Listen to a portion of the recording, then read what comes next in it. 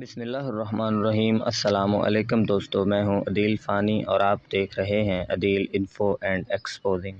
میرا channel YouTube پہ نیا ہے، اس کو سبسکرائب کر دیں اور بیل آئیکن کے بٹن کو ضرور پریس کر دیں تاکہ میری ہر آنے والی نئی ویڈیو آپ کو ملتی رہے۔ تو آج کی ہمارا ٹاپک ہے کہ چنگیز خان جو ایک عام قبیلے سے شروع ہوا اور جس نے پوری دنیا پر حکومت کی، اس کے کیا قوانین تھے، اس نے اپنی رعایا کو کون سے قانون متعارف کروائے۔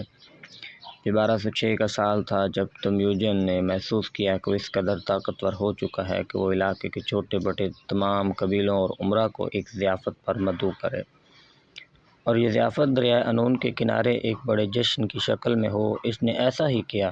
اس تاریخی موقع پر اس نے پہلی مرتبہ اپنے لیے اس لقب کا استعمال کیا کہ وہ چنگیز خان ہے، یعنی عظیم سمندر۔ جلد ہی چنگیز خان نے اپنا یاسا یعنی قانونی ضابطہ اخلاق کوڈ ورڈ نافذ کیا۔ یہ کوڈ ان دفعات پر مشتمل تھا: آپس میں محبت رکھو، بوڑھوں اور بزرگوں کی عزت کرو، غریبوں کو نیچا مت دکھاؤ بلکہ ان کی عزت کرو، چوری مت کرو، کسی کی بیوی سے ناجائز تعلقات قائم نہ کرو، غداری سب سے بڑا جرم ہے جس کی سزا موت ہے، جھوٹی گواہی انسان کی تذلیل ہے جو نہ کی جائے، وغیرہ وغیرہ۔ پانی یا راکھ میں پیشاب کرنے سے منع کر دیا گیا، قتل کی سزا جرمانہ قرار دی گئی، اس کا انحصار مرنے اور مارنے والے کے معاشرتی رتبے کی بنیاد پر رکھا گیا۔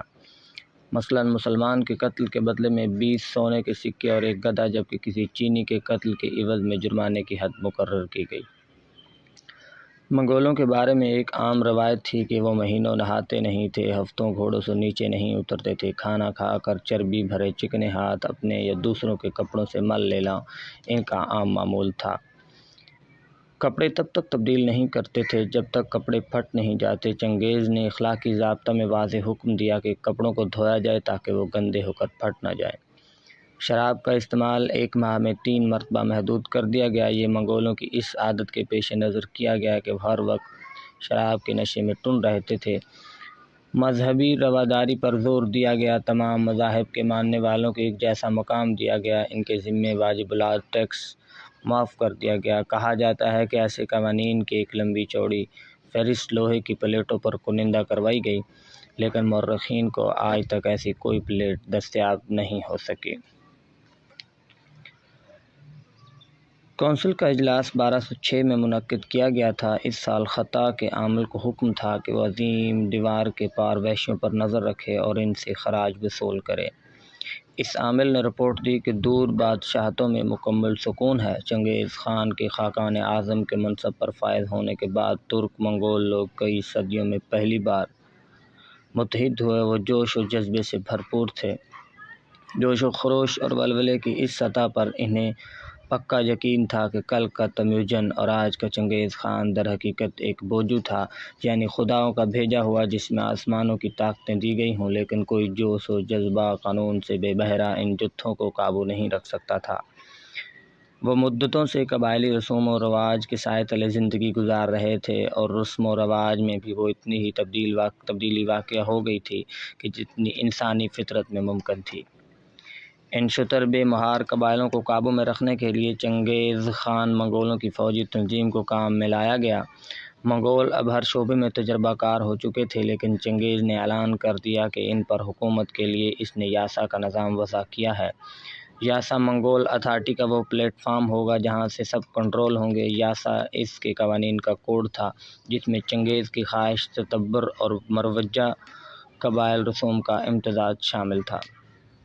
چنگیز نے ایک بات واضح کر دی کہ اسے چوری اور بدکاری سے خصوصی نفرت تھی اور اس کی سزا موت تھی۔ اگر ایک گھوڑا چوری ہوتا تو اس کی سزا موت تھی۔ اس کا کہنا تھا کہ اسے یہ بالکل پسند نہیں، اور یہ الفاظ اس کے غصے کو ہوا دیتے ہیں۔ جب وہ یہ سنے کہ کوئی بچہ اپنے والدین کی نافرمانی کر رہا ہے، کسی چھوٹے نے بڑے کی نافرمانی کی ہے، ایک خاوند کا اپنی بیوی کے اعتماد کو ٹھیس پہنچانا، ایک بیوی کا اپنے خاوند سے روگردانی کرنا، امیر کا غریب کی مدد کرنا اور پیروکار کو اپنے لیڈر کے ساتھ وفاداری نہ برتنا، شراب پینے پلانے کی منگولوں کی کمزوری کے بارے میں چنگیز کا قول تھا کہ جو منگول صرف ایک مرتبہ یہ مشروب پیتا ہے، اس کا وہ حال ہے کہ سر پر ایک چپت لگے، اس کی عقل اور لیاقت پر کیا اثر پڑے گا۔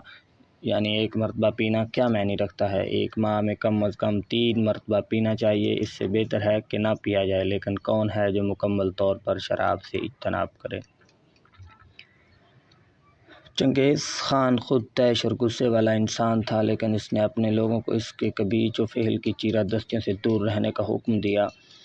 یاسا منگولوں کے درمیان جھگڑوں کی صورت میں ان کے درجے کو کم کر دیتا تھا۔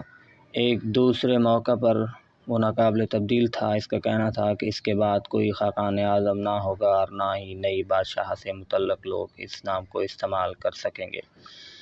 اس کے اور اس کے بیٹوں کے نام پتھروں پر کنندہ کروائے گئے، لیکن آج تک ماہرین کو ان پتھروں کی تک رسائی جو ہے وہ حاصل نہیں ہو سکی۔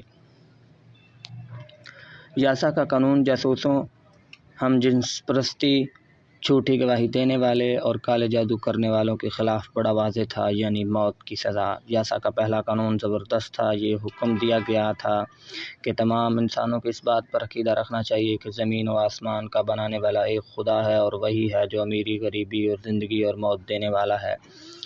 جیسی وہ چاہتا ہے وہ کائنات کی ہر چیز پر قادر ہے۔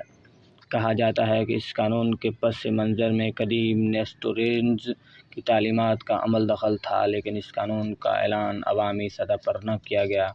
چنگیز خان اس قانون کو بنا پر اپنے عوام کی تقسیم نہیں کرنا چاہتا تھا اور نہ ہی نظریاتی کشمکش میں مبتلا کرنا چاہتا تھا۔